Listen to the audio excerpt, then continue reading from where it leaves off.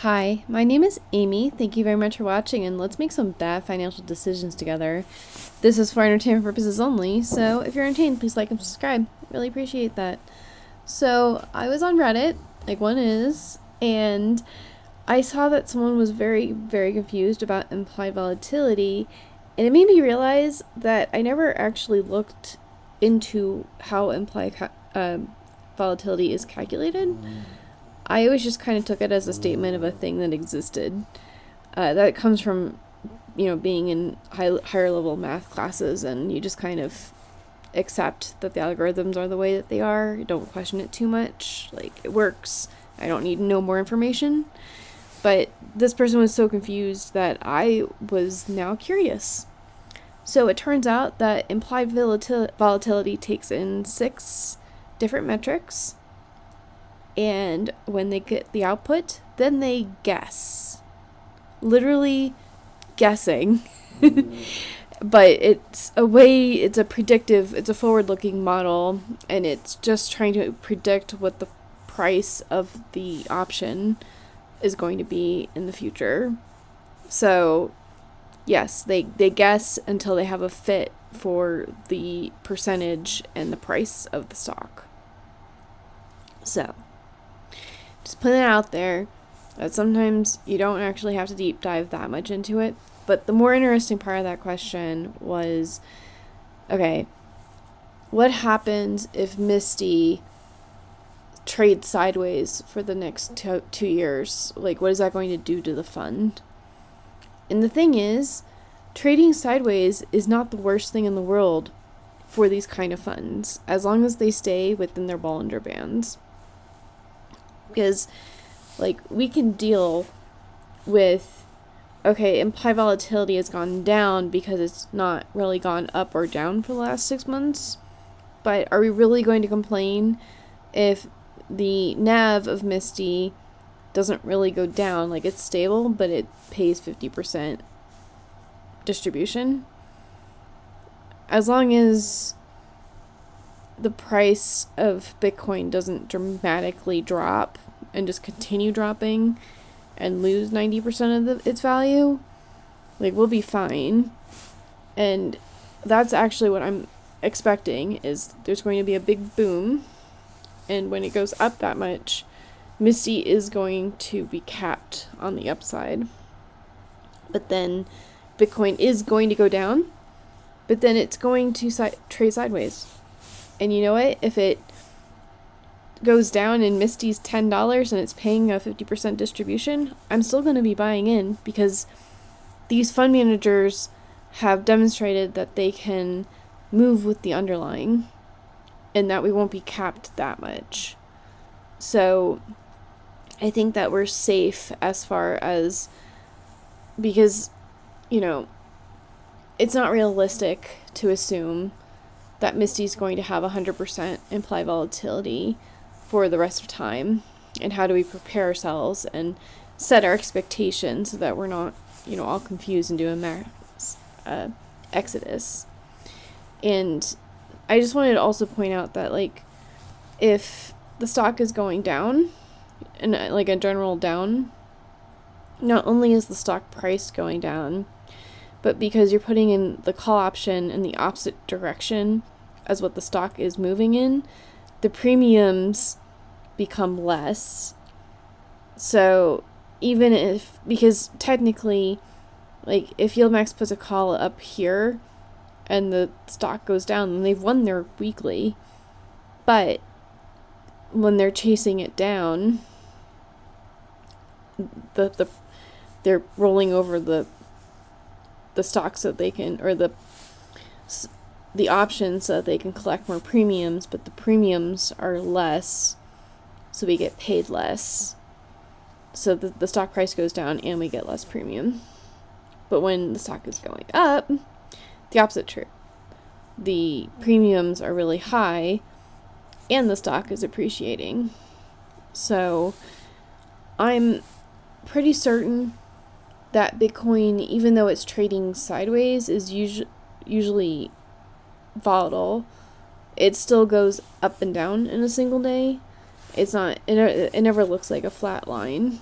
and there's always some kind of activity with it, especially now that there's going to be more institutional investors and people trading with the ETFs that maybe aren't that in tune with the crypto market, so they, they'll be trading whenever. When you have more people doing it all the time, the implied volatility will probably be more sustained.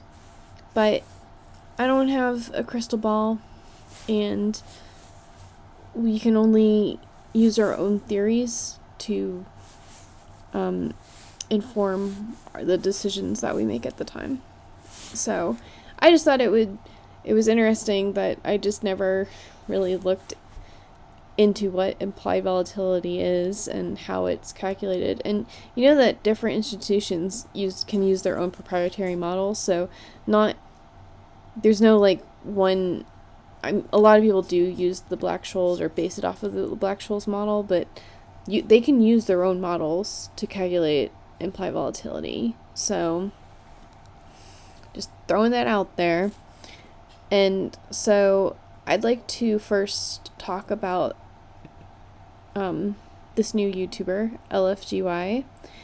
And he's actually going over their trades every day. And I only watched one of his videos, which he did a estimate of the first LFGY payout. And his guess is between $1 and $5.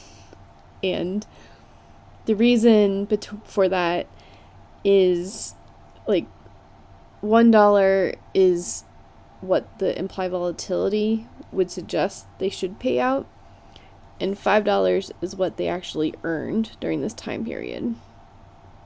So we'll see what YieldMax does, but I don't know if I bought a $50 stock and it pays me $5 every week, that's beyond amazing. So we'll just keep an eye out on this channel, because I don't have the time, and I definitely wouldn't remember to go on to YieldMax every single day to download their intraday trades.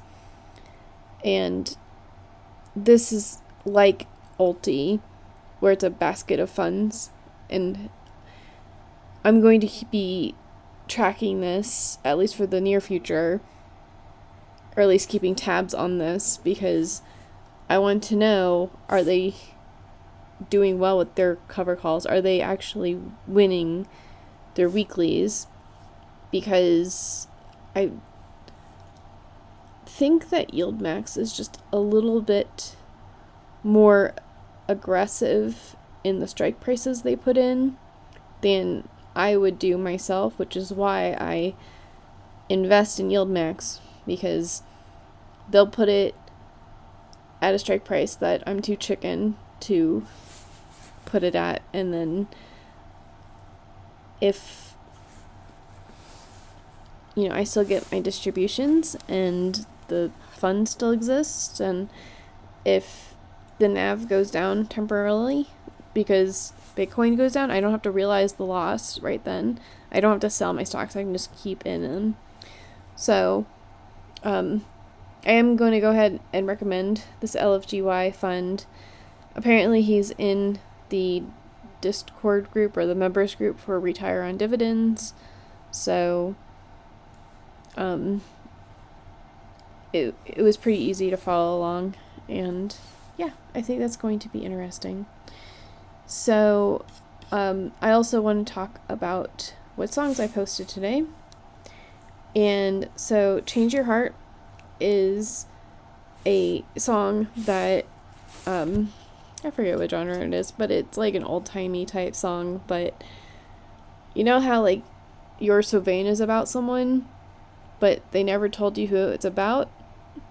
This is about someone, but I won't tell you who it is about, because commentary on people and not getting backlash is really great. That's like the best way to do things like that. So but yeah, basically you should be working on yourself and making sure that things that don't require money, like, you can be happy without money.